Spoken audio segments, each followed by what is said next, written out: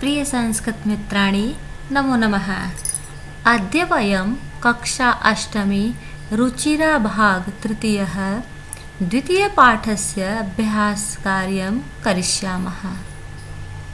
इसके पहले भाग एक में हम लोग हिंदी अनुवाद को पढ़ चुके हैं, जो कक्षा अष्टमी के प्लेलिस्ट में मिल जाएगा। प्लेलिस्ट का लिंक डिस्क्रिप्शन बॉक्स में दिया गया है। यदि हमारे चैनल पर आप नए हैं तो सब्सक्राइब करके नोटिफिकेशन बेल को प्रेस कर ले, जिससे हमारा हर वीडियो आप तक पहुंच सके। प्रस्तुत है पाठ का अभ्यास कार्य।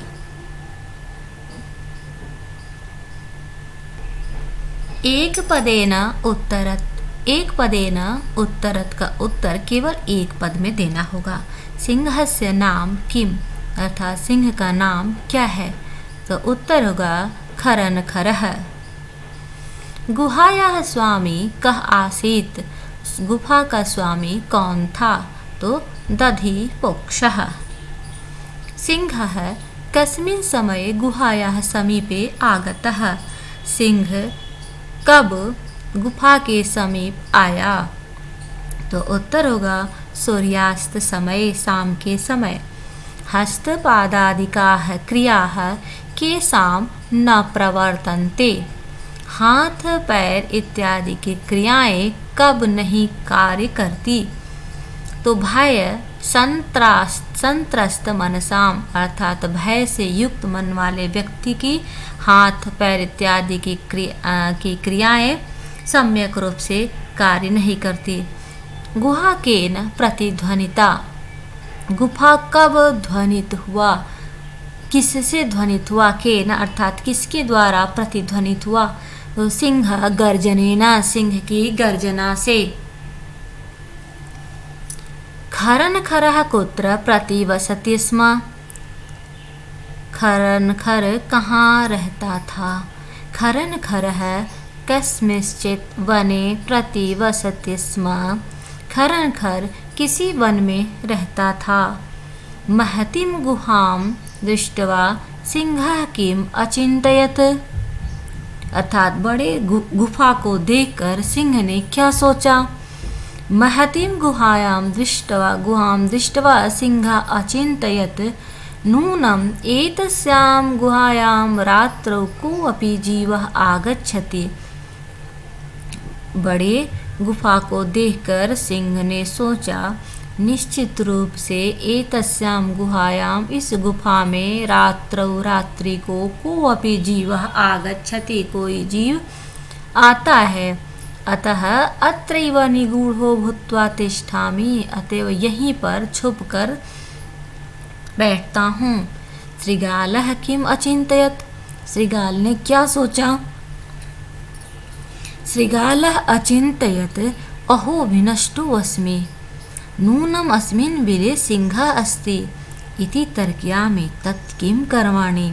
श्रीगाल ने सोचा कि अरे मैं तो मारा गया, निश्चित रूप से इस गुफा में सिंह है, अब क्या करूं। श्रीगालः कुत्र पलायितः, श्रीगाल कहाँ भाग गया। श्रीगालः दूरं पलायितः, श्रीगाल दूर भाग गया। गुहा समीपम् आगत्य श्रीगालः किं पश्यति, गुहा समीपम् आगत्य श्रीगालः पश्यति यत् सिंहपदपद्धतिः गुहायां प्रविष्टा दृश्यते न बहिरागता। गुहा समीपम आगत्य, गुफा के पास आकर श्रीगाल ने देखा कि शेर के पैरों के निशान गुफा की ओर प्रवेश करते हुए दिखाई तो दे रहे, लेकिन न बहिरागता, बाहर आते हुए नहीं। कह शोभते, कैसा व्यक्ति शोभा को प्राप्त होता है। यह अनागतम कुरुते सह शोभते। रेखांकित पदानि आधृत्य प्रश्न निर्माणम कुरुत, रेखांकित पद को आधार बनाकर प्रश्न निर्माण करना है। क्षुधार्तः सिंहः कुत्रापि आहारं न प्राप्तवान्, भूखा सिंह कुत्रापि कहीं भी आहार को प्राप्त नहीं कर पाया, अर्थात कहीं भी उसे भोजन नहीं मिला। तो प्रश्न बनाना है। क्षोधार्था था कैसा सिंह, सिंह कैसा था, और कैसा के लिए कीदृशः का प्रयोग करते हैं, कीदृशः सिंहः। दूसरा प्रश्न है दधिपक्षः नाम श्रृगालः गुहायाः स्वामी आसीत्। दधिपक्ष नाम का श्रृगाल गुफा का स्वामी था। तो किम नाम, किस नाम का श्रृगाल, किम नाम श्रृगालः गुहायाः स्वामी आसीत्।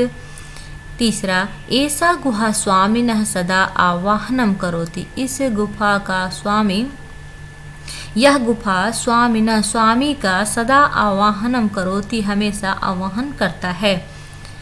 तो हो रहा ऐसा गुफा, ऐसा गुहा, यह गुफा स्वामिनः स्वामी का, यहाँ षष्ठी विभक्ति अर्थात कस्य हो जाएगा। ऐसा गुहा कस्य सदा आह्वानम करोति, किसका करता है। बाह्य संत्रस्त मनसाम हस्तपादादिकाः क्रियाः न प्रवर्तन्ते। तो भय संत्रस्त मन वाले के हाथ पैर इत्यादि क्रिया न प्रवर्तन्ते, क्या हो जाएगा, कीदृशाः क्रियाः, कीदृशा कैसी क्रियाएं नहीं प्रवर्तित होती है। आवाहनेन श्रृगालः बिले प्रविश्य सिंहस्य भोज्यं भविष्यति। आवाहन के द्वारा बुलाने से श्रृगाल बिल में प्रवेश करेगा, बिल के प्रवेश करते ही सिंह का भोजन बन जाएगा। तो बिले क्या हो जाएगा, कुत्र, कुत्र प्रविश्य सिंहस्य भोज्यं भविष्यति। प्रश्न निर्माण में यहाँ पर प्रश्नवाचक चिन्ह लगा हुआ है, जबकि यहाँ पर प्रश्नवाचक चिन्ह नहीं होगा क्योंकि यह प्रश्न नहीं है।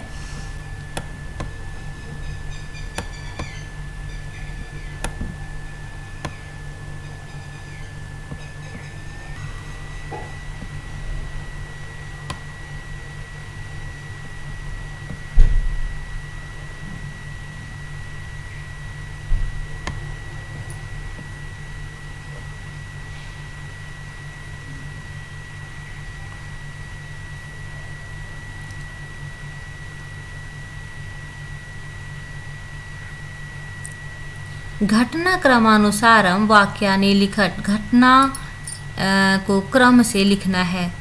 पहले कौन सा होगा, जैसे गुहाया स्वामी दधिपुक्ष नाम श्रृगाल समागच्छत। गुफा का स्वामी दधिपुक्ष नाम का श्रृगाल वहाँ आया। सिंह एका महती गुहाम अपश्यत। सिंह ने एक बड़े गुफा को देखा। परिभ्रमण सिंह क्षुधार्तो जाता। घूमता हुआ सिंह भूखा था। दूरस्थ श्रृगालः रवं कर्तुमारब्ध। दूर से ही श्रृगाल दूरस्थ श्रृगालः रवं कर्तुमारब्ध। दूर से ही श्रृगाल ने आवाज करना प्रारंभ किया। सिंह श्रृगालस्य आवाहनम करोत्। सिंह ने श्रृगाल को आवाहन किया, बुलाया। दूरम पलायमानः श्रृगालः श्लोकम पठयत्। दूर भागता हुआ श्रृगाल ने श्लोक को पढ़ा। और गुहायाम को अपि अस्ति इति श्रृगालस्य विचारः। गुफा में कोई है, ऐसा सियार का विचार। तो सबसे पहले होगा कि घूमता हुआ सिंह भूखा था। परिभ्रमण सिंह क्षुधार्त हो जाता। दूसरा, उसके बाद सिंह ने एक गुफा को देखा। सिंह एका महती गुहाम अपश्यत। उसके बाद होगा कि गुहा का जो गुफा है, गुफा का स्वामी दधिपुक्ष नाम का श्रृगाल था। श्रृगाल वहाँ आया। गुहायाम को अपि अस्ति इति श्रृगालस्य विचारा। जब वहाँ आया तो उसने देखा कि सिंह की पद पद्धति तो जाते हुए दिखाई दे रही है, लेकिन लौटने की पद चिन्ह नहीं है। तो इससे उसने सोचा कि निश्चित रूप से इस गुफा में कोई है। दूरस्थ श्रृगालः रवं कर्तुम आरब्धः। तो दूर से ही श्रृगाल ने आवाज करना प्रारंभ कर दिया। सिंह श्रृगालस्य आवाहनम अकरोत्। और उसके बाद सिंह ने श्रृगाल को बुलाया। गुफा के बुलाने के रूप में उसने आवाज़ दिया, जिससे श्रृगाल को पता चल गया कि इसमें सिंह है, और श्लोक पढ़ते हुए वह दूर भाग गया। यथा निर्देशम उत्तरत एकां महतीं गुहां दृष्ट्वा सः अचिन्तयत् अस्मिन् वाक्ये कति विशेषणपदानि संख्यया सह पदानि अपि लिखत। कहा एकां महतीं गुहां दृष्ट्वा सः अचिंतत, एक बड़े गुफा को देखकर उसने सोचा। इस वाक्य में कितने विशेषण पद हैं, उनके संख्या के साथ उन पदों को भी लिखिए। तो यहाँ पर एकां महतीं गुहां दृष्ट्वा सः अचिंत्यत में 2 विशेषण पद हैं। पहला तो एकां और दूसरा महतीं, ये दोनों विशेषण पद है। तद अहम अस्य आवाहनं करोमि। अत्र अहम इति पदम कस्मै प्रयुक्तम, यहाँ पे अहम पद का प्रयोग किसके लिए किया गया है? तो अहम शब्द का प्रयोग यहाँ पर सिंहाय प्रयुक्तम, सिंह के लिए किया गया। जब उसने श्रीगाल ने कहा कि वो गुफा, क्या तुम भूल गए मेरा तुम्हारे साथ एक समझौता हुआ था कि मैं जब भी बाहर से आऊँ तो तुम मुझे आवाज़ दो। ऐसा सोचकर जब सिंह ने सोचा कि तो इस गुफा के रूप में मैं ही बोलता हूँ, क्योंकि यह गुफा डरी हुई है, इसलिए यहाँ पे अहम शब्द का प्रयोग सिंह के लिए प्रयुक्त हुआ है। यदि तुम माम न आह्वयसी अस्मिन् वाक्ये कर्तृपदम, यदि तुम मुझे नहीं आवाहन करती हो, इस वाक्य में कर्तृपदम, कर्तृ अर्थात कर्ता, तो यहाँ पर बुलाने वाला कर्ता कौन है? त्वम। यदि तुम मुझे नहीं बुलाती हो तो बुलाने का कार्य त्वम कर रहा है, अर्थात त्वम ही करता है। सिंह पद पद्धति गुहायां प्रविष्टा दृश्यते। अस्मिन् वाक्ये क्रियापद, इसमें क्रियापद क्या है? तो दृश्यते। सिंह पद पद्धति, शेर के पैरों की पद्धति निशान गुफा में प्रविष्ट करते हुए दिखाई देती है, तो क्रियापद दृश्यते है। वने अत्र संस्थस्य समागता जरा अस्मिन् वाक्ये अव्ययपदम किम।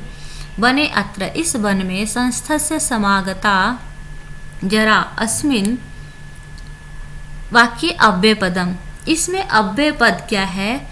तो इसमें अव्यय पद अत्र है। वने अत्र, अत्र यहाँ पर अव्यय पद है। अगला प्रश्न, मंजूषातः अव्ययपदानि चित्वा रिक्त स्थानानि पूरयत। यहाँ पे जो भी पद मंजूषा में दिया गया है ये सभी अव्यय पद है, और इन अव्यय पदों के सहयोग से ही आपको इस स्टोरी को, इस कहानी को लिखना है। जैसे एकस्मिन् वने, एक वन में व्याधः जालम विस्तृत, तो क्या एक वन में कोई व्याध जाल को फैलाकर दूर स्थित हो गया। एकस्मिन् वने कश्चन व्याधः जालं विस्तीर्य दूरे स्थितः। क्रमशः आकाशात् सपरिवारः कपोतराजः नीचैः आगच्छत्। क्रमशः आकाश से कपोतराज सपरिवार, अपने परिवार के साथ नीचे आया। यदा कपोताः तंदुलान अपश्यन्, जब कबूतरों ने तंदुलान चावल को देखा, तदा, यदा के साथ तदा का प्रयोग होता है, तदा तेषां लोभ हो जाता है, तब उन्हें लोभ हो गया। परम राजा सहमतः न आसीत्, परंतु राजा सहमत नहीं था। तस्य युक्ति आसीत्, उसकी युक्ति थी, यत, उसकी युक्ति थी, यदि वने को अपि नास्ति, यहाँ यदि होगा, यदि वन में कोई भी मनुष्य नहीं है, कुतः तंदुलान संभवः, तो ये चावल कहाँ से संभव है? तरहि परम राज्ञा उपदेशम अस्वीकृत कपोताः तंदुलान खादितुम प्रवृत्ताः, परंतु राजा के उपदेश को अस्वीकार करके कबूतर तंदुलान चावल को खाने में खाने लगे। जाले च निपतिता, और जाल में गिर पड़े। अतः उक्तम, इसलिए कहा गया है, सहसा विदधित न क्रियाम, बिना सोचे समझे अचानक से कोई कार्य नहीं करना चाहिए। धन्यवाद। यहाँ इस पाठ का अभ्यास कार्य पूर्ण हुआ। इस पाठ के हिंदी अनुवाद को भाग 1 में देखें। भाग 1 का जो प्लेलिस्ट है क्लास 8 का जो प्लेलिस्ट है डिस्क्रिप्शन बॉक्स में दिया गया है। और यदि आप चैनल पर नए हैं तो सब्सक्राइब करें व अन्य लोगों तक शेयर करें। धन्यवाद।